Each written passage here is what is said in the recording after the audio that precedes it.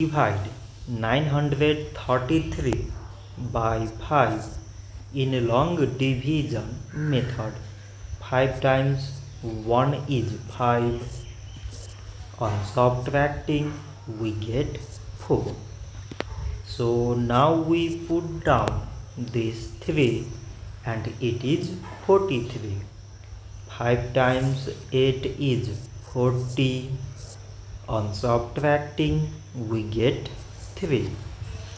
So again we put down this 3 and it is 33. 5 times 6 is 30. On subtracting we get 3.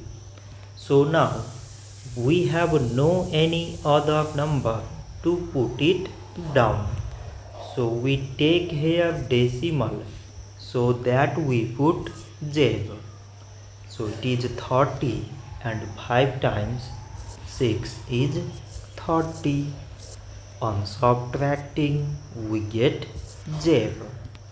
So 933 divided by 5 is 186 decimal 6. So this much for today and thanks for watching.